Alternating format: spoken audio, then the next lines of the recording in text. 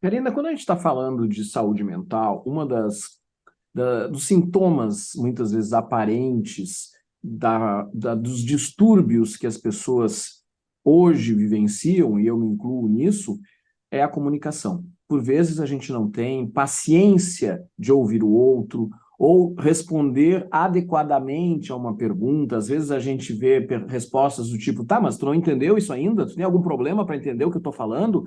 Né? Será que eu preciso desenhar? Isso claramente não é uma forma adequada de comunicação. Isso aí a gente está, de alguma Uhum. forma, sendo agressivo com a outra pessoa. E existe, inclusive, uma designação para isso, que é a comunicação violenta. Só que existe uma área de estudo, que tu és também estudiosa e atuas nessa área, que é a CNV, que é a comunicação não violenta, que é, inclusive, uma área que eu gosto muito e também estudei bastante.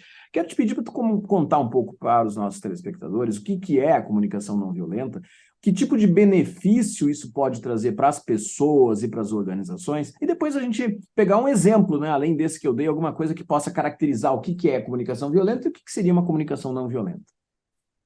Certo.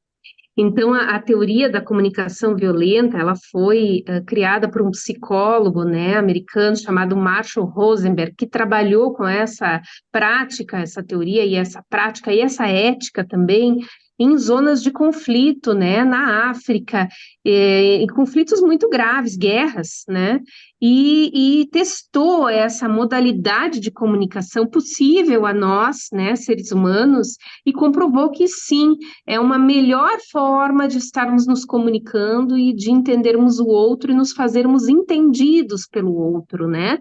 Quando eu começo uma palestra sobre CNV, eu começo dizendo que a comunicação, uma comunicação onde o outro realmente nos escute e tenha vontade, tenha um desejo espontâneo de colaborar com as nossas necessidades, é tudo que a gente deseja. E a CNV vem trazer algumas estratégias para isso, né?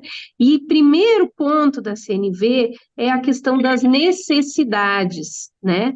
Todos os seres humanos têm as mesmas necessidades, né? Se eu preciso de reconhecimento, o meu colega também precisa de reconhecimento.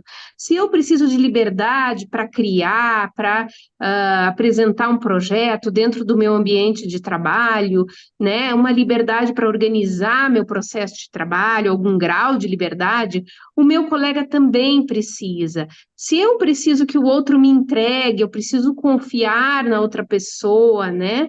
Ela também precisa confiar em mim. Então, tem uma lista, vamos dizer, de necessidades que são humanas e que são iguais a nós todos, né? E que nós, na comunicação com os outros, a gente busca sempre atender às nossas necessidades, né? E negocia com o atendimento das necessidades dos outros, né? Então, esse é o primeiro pressuposto. Se eu, de qualquer maneira que eu me dirijo a alguém, eu estou buscando atender uma necessidade, é muito importante a gente escutar a necessidade do outro quando a gente está ouvindo uma fala, né? Quando alguém se dirige a nós. E um dos pontos, assim, um pouco rapidinho, porque CNV é algo que a gente poderia falar por horas, né? Mas, assim, um dos fatos importantes, elementos importantes da CNV é que existem formas, como a gente fala, que a gente levanta as defesas do outro, ao invés de abrir um caminho para que ele escute as nossas necessidades.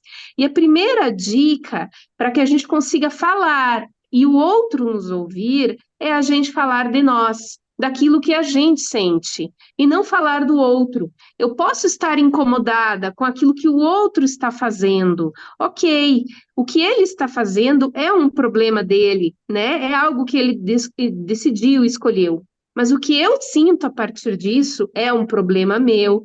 Então, um dos outros pilares da CNV é a autenticidade, é a gente se reconhecer o que eu sinto e assumir aquilo que eu sinto.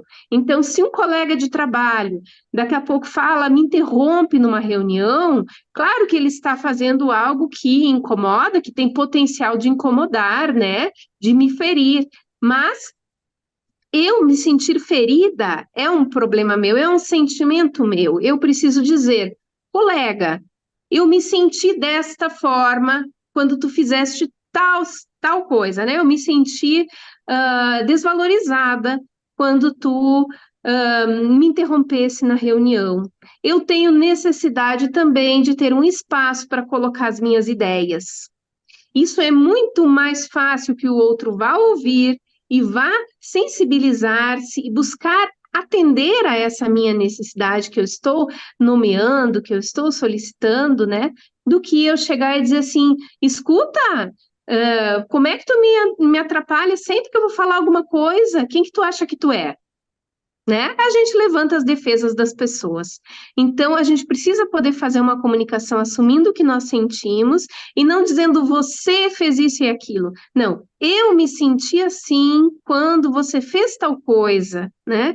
E isso abre a possibilidade da pessoa se rever, da pessoa, porque ela vai empatizar com a minha necessidade, porque ela também tem a mesma necessidade, né? Então, isso é crucial nos ambientes de trabalho, nas relações de trabalho, de colega de igual para igual, também de chefia para funcionários, funcionários para chefia, né? É fundamental que as pessoas digam: eu tenho necessidade de confiar esse trabalho em você, eu tenho necessidade de entregar isso no prazo, estou confiando em você, né? Muito mais do que você é obrigado a fazer isso neste prazo sem entender bem o porquê, né? Então, existe esse processo que pode tornar muito mais fluido.